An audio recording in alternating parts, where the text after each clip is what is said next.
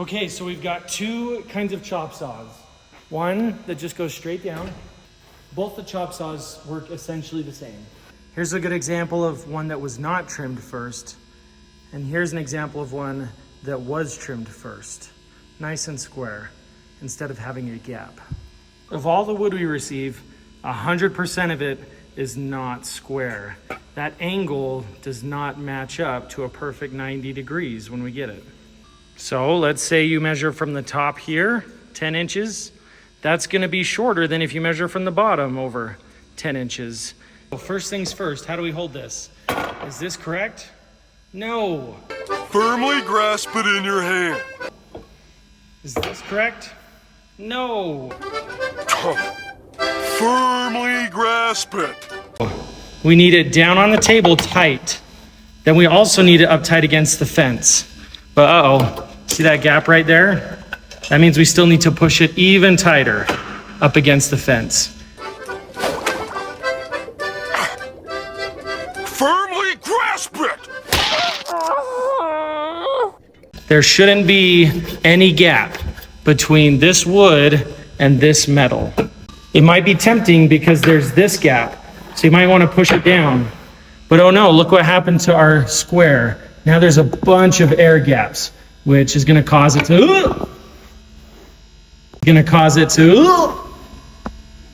So you need to push against the metal to hold it tight. Otherwise there's going to be these air gaps, which will cause it to flick out of place. Down, up against my fence, nice and tight. That ought to do it. Okay, again, you need to have your fingers at least 4 inches away, but you don't want to put your hand way out here, or else it's not going to be stable. I like using these as markers. These really help me determine that's about where I want my hand placement to be. So, to turn on the saw, there's a safety feature. You've got to push that to the side and then squeeze the trigger.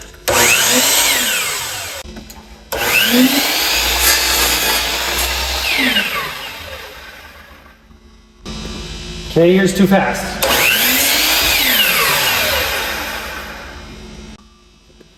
And even too slow will make your blade and wood burn.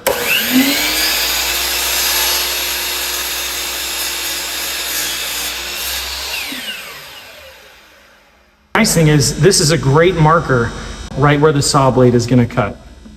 You can even turn on this light to provide a shadow where the saw blade is going to cut.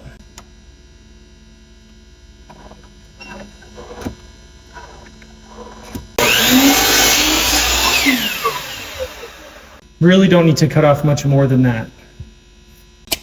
All right, now I can make my measurement. If I had measured before and did my trim cut, guess what? That's gonna be shorter than it's supposed to be. So if this is the side that I just trimmed, I'm now gonna measure from my trimmed side. Now, if you're measuring from right to left, you gotta be on your toes, because here's 12, but there's 11. So it's very common for someone to say, oh, 12 3/4. Nope, that's actually not right.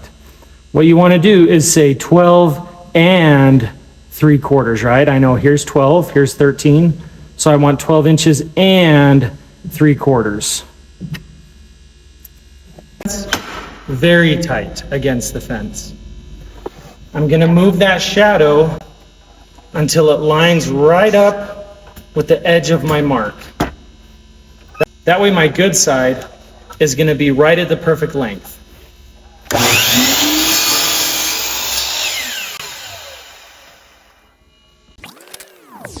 Boom, right on the money. So I'm trying to cut 2 sides that are 23 inches long and 3 shelves that are 12 3/4 inch long.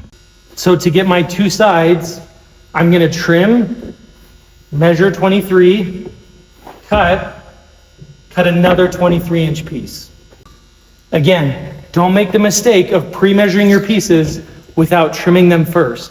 Otherwise, they're going to be that much shorter when you try to cut it to size. Tight against the fence and the table. Then I'm going to measure my 23 inches.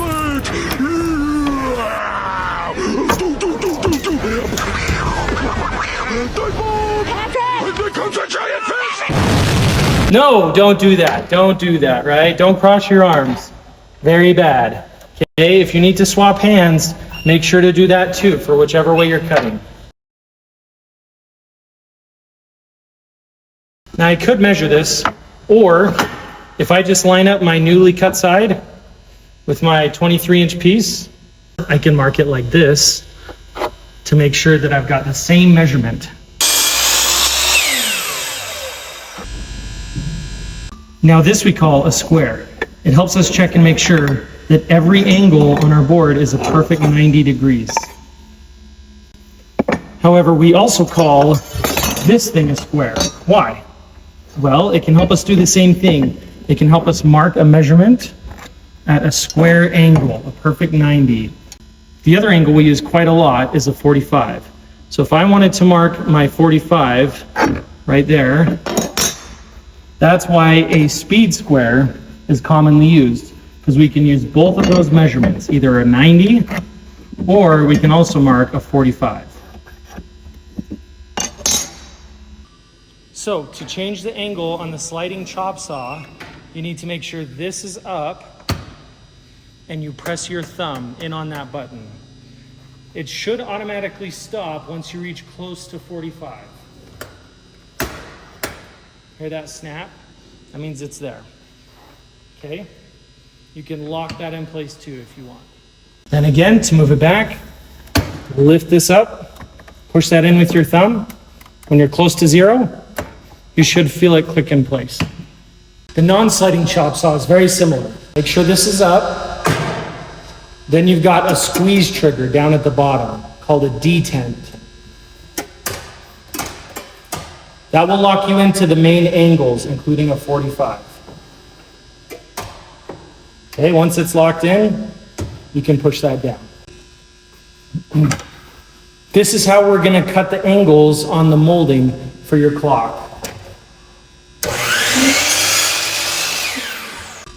It might take some practice, but that's how we get those nice 45-degree corners to align. It might take some practice, but that's how we get those 45-degree corners to align. Oh, brother, this guy stinks!